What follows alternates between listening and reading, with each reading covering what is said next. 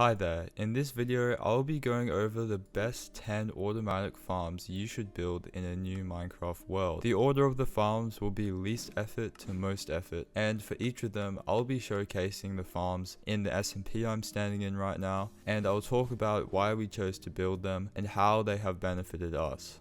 Please note this is not a farm building tutorial, so I'll have the links in the description if you want to build these in your world. Let's get started. If you watched my previous video, you would know that this was our starter base, the very first base we set up in this SMP, which means it has the very first farms we decided to make as well. The very first farm on the list is the sugarcane farm. This is the first one we built. It's only 8 blocks long, doesn't give the greatest rates, but we just left it running in the background and we got more than enough sugarcane needed to make an enchant table and books and anything else requiring paper. Probably the most useful thing that came from this was being able to get all those bookshelves for the enchantment table, and it's just a very easy design. I modified it by adding this minecart system which transports sugarcane up here into these chests, but you can totally just have the minecart running back and forth underneath like you'll see in all the tutorials, and have a chest down here to collect the sugarcane. One more thing I should note about this farm is that it's very easy to expand upon. All you need to do is just build modules like this, just build them next to each other, extend the minecart track, and you're good to go. You'll see soon at our current base we have a ridiculously long sugarcane farm. We have two that are both 32 blocks long, so every time it is harvested we get one stack of sugarcane, and we decided to make a much larger one because we have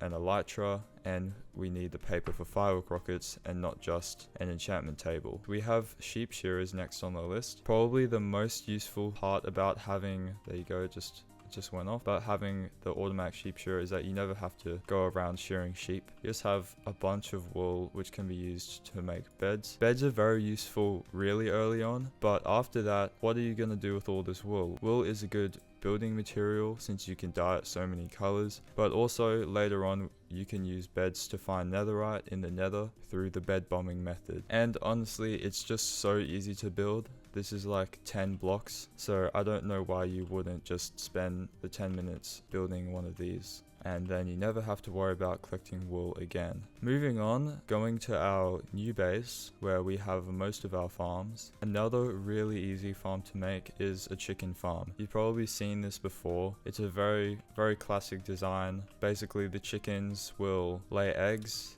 The eggs get dispensed into a dispenser, as you can see, and then the dispenser dispenses out eggs. Baby chickens spawn in, and when they grow up they get burnt in lava. This is probably your easiest source of food early on, and as you can see we have so much cooked chicken. This is still running and we don't actually eat the chicken anymore. As you can see, we've been using the feathers for things like arrows and trading with villagers. Now moving on to another farm you've probably seen a lot of is a grinder farm. This is a skeleton spawner. Here we go, so some skeletons are coming down now. This is great for bones, for bone meal. If you find a spider spawner, that's also useful because you can get string and spider eyes. It just makes your life so much easier being able to instantly grow crops. Moving on to probably my favorite easy farm on this list is the villager breeder. This thing pumps out so many villagers, it's not even funny. We have so many villagers, and that's just from being near the base. We have a lot here. We have an entire villager trading hall, 2 levels, and we have the overflow villager pit which has probably almost 100 villagers in it. Look at this. This is absolutely insane. It's a really simple build. It probably took like me and my friend 30 minutes to build. The only hassle is getting the 2 villages down here, but building one of these on the surface next to a village, just trapping 2 villagers in a little hole, it's so worth it. Basically how it works is that the villagers will throw each other food, they'll breed, they'll make a baby, and the baby will run to sleep and it'll fall down the hole. As you can see, there's babies down there, and since there's a water block just above their head, when they grow up they'll actually get pushed upwards and into that corner where there's a minecart waiting to transport them. I'll just give you a quick demonstration now.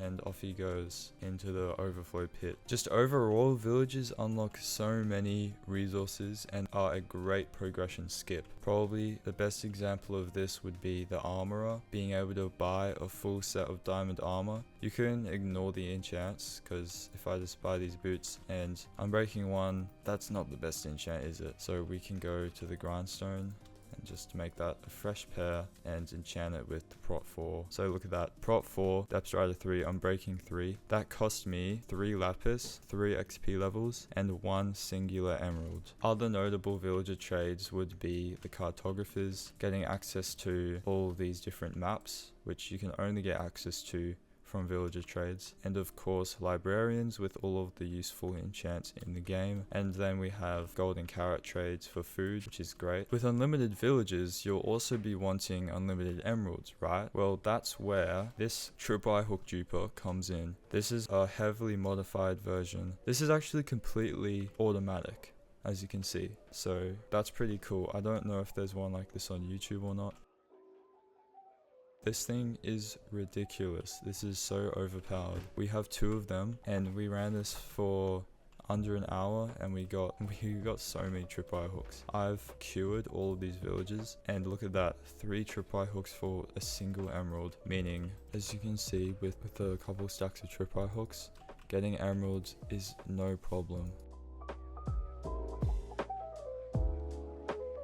And just like that, we've got over a stack of emeralds, which we can go spend on whatever we want. I think I'm gonna buy golden carrots.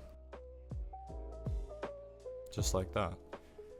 And of course, if you have a villager breeder, making an iron farm will be no problem. This iron farm makes enough iron. It's not the fastest, it's not the most insane farm. As you can see, the golems do get stuck once in a while, which is annoying. I don't know how to fix that. If anyone knows, please let me know in the comments. But this farm, probably the main hassle is getting the 2 zombies. As you can see, there's zombie there. Getting the zombies was quite annoying. This farm took me a few hours to build because of that, but we've never mined for iron again after building this farm. This farm is absolutely worth it. This is an underground design because we have an underground base, but there are a lot of even easier above ground designs that you can see by just like searching iron farm tutorial on YouTube. We're getting into the harder farms now. Coming up, we have the gunpowder farm. And I think this one's pretty self-explanatory too. By now, you've probably unlocked the elytra and require firework rockets, and this will be your source of gunpowder, which can be used to make TNT and firework rockets. TNT can be used to get ancient debris in the nether. Anyways, I'll put a link to this farm in the description. I did it with a friend of mine and it only took us an hour and a bit as a duo to build this, but if you're building it solo, it'll probably take you around 2 hours to make if you have all the resources collected. The next farm's in the nether. You can probably guess what it is. That's right, you guessed it. It's a gold farm. Gold/XP farm, because this is actually a really effective XP farm as well. If you build the design, I would recommend making some changes by putting trapdoors above the hoppers and a little bit before that, purely because I kept accidentally breaking the carpets that were here and it was really annoying to replace. Also, making a storage system is really helpful. I've implemented some auto crafters to craft gold, all the gold nuggets into gold ingots to save on sorting system space. Also, we have an auto dispenser mechanism set up for anything other than gold ingots, gold nuggets, and rotten flesh. So if I just chuck a snowball in there you go, you got dispensed. So how this works is you need to have a pigman here that you don't kill so that the aggro remains, but you just throw a snowball. The reason why you don't just kill one of them is because if you one tap them, the rest of them won't be angry. But yeah, this is a pretty crazy XP farm, as well as gold farm obviously. Also, don't stand on the slab here like I was doing, just stay behind, and when there's a gap you can go ahead and get all the XP. Is dispensing all the junk, all the gold swords and things. Another thing I'd recommend doing is making an enchanting setup right at the farm, so you don't need to hop between the overworld. But yeah, that's about it for the gold farm. Now onto the final farm. Alright, with this next farm, you can kiss your tree chopping days goodbye. That's right, it's a tree farm. This tree farm is insanely fast. This is from probably 20 minutes AFK. We're probably not going to run it again for a while because this is just so much wood, and obviously it also gets everything else along the way. It's a great apple farm, and obviously you get saplings too, and also sticks. We did have a moss farm accompanying it for the bone meal, but it's not very good on an SMP because it keeps breaking with the lag. But for now, we have more than enough bone meal to last a few hours of AFK. This is probably the hardest, it looks like the most complicated farm on this list to build. I didn't actually build it, but I was told by my friend who built it and built a lot of the other farms with me that it was the hardest farm he's built so far. But yeah, that's gonna be it for this video. If you enjoyed or found it interesting and helpful, then be sure to subscribe, and I'll see you in the next one. Bye.